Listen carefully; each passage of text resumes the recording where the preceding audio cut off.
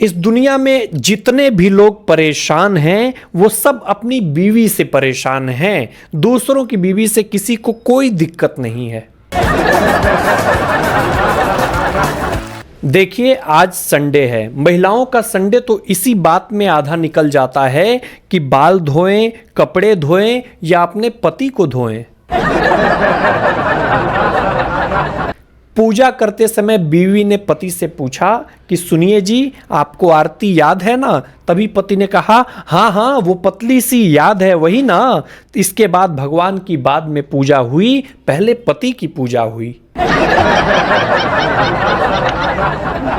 सास ने पिछले दिनों अपने दामाद से पूछा कि क्या हाल चाल है बेटा? दामाद ने कहा मेरी छोड़िए, आपके घर में तो अब सुकून है ना। एक लड़की कह रही थी कि कल मैं अमरूद के पेड़ के नीचे बैठी थी, एक अमरूद गिरा और उसको मैंने खा लिया। मैंने न्यूटन की तरह किसी को परेशान नहीं किया।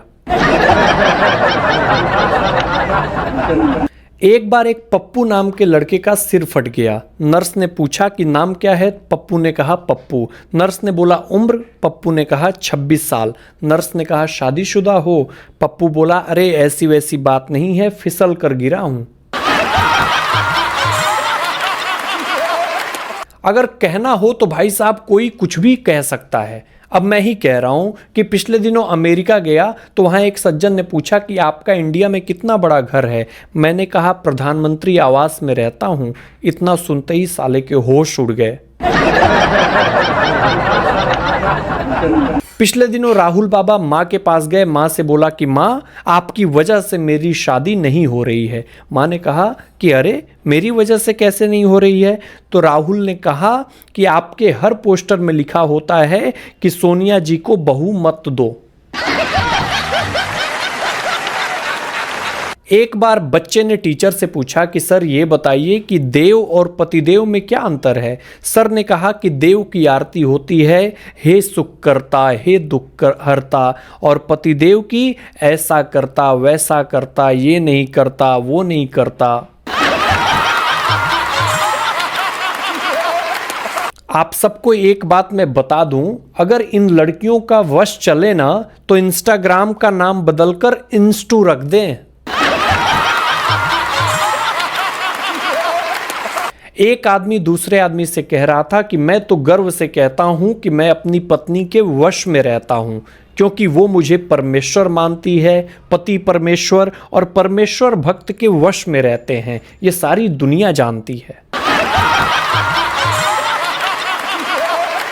आदमी भले कितना भी बड़ा हो जाए, लेकिन ससुराल में वो बीवी के नाम से ही जाना जाता है। ये रहे हमारे गुड्डी के पति। कल एक सिंगल लड़का कह रहा था कि ना किसी के गम में रोते हैं, ना किसी के प्यार में खोते हैं, हम सिंगल हैं जनाब, 1.5 GB डाटा खत्म करके सोते हैं।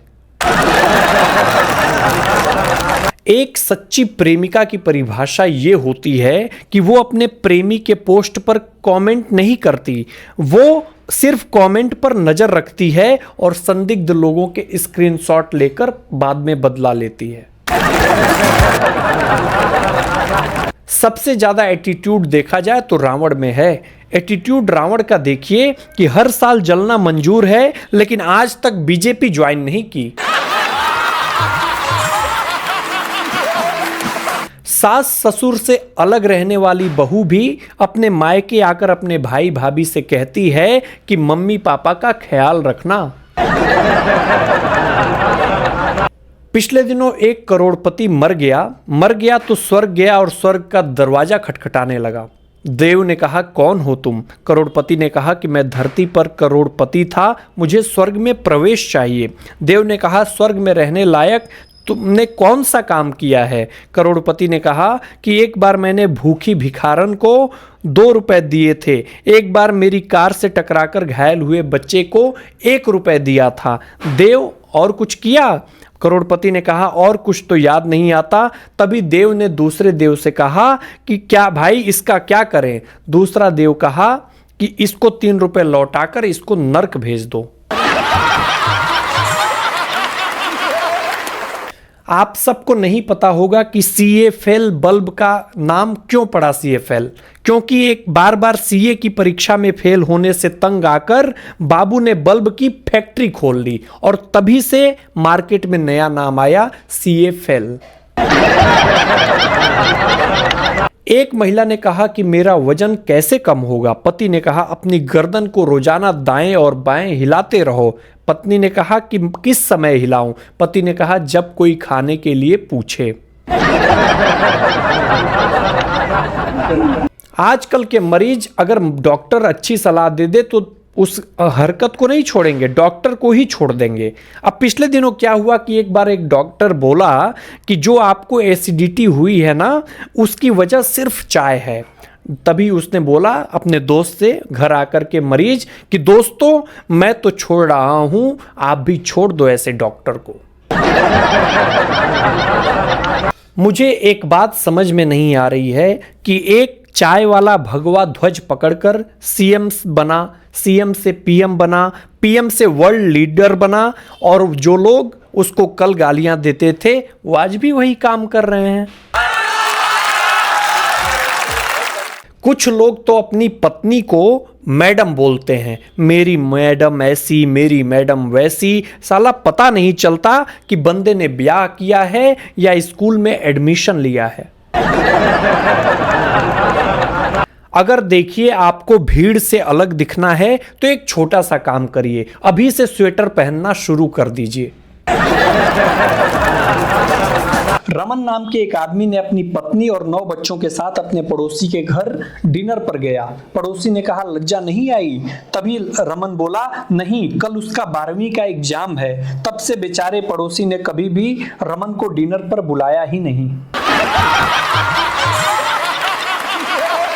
एक औरत को एक दिन बैंक से फोन आया। बैंक कर्मी ने कहा कि मैडम आपका अकाउंट हैक हो गया है। तभी औरत ने कहा इंस्टाग्राम अकाउंट? बैंक वाला बोला नहीं मैडम जी, आपका बैंक अकाउंट हैक हो गया है। औरत बोली भगवान का शुक्र है, आपने तो मुझको बिल्कुल डरा ही दिया था।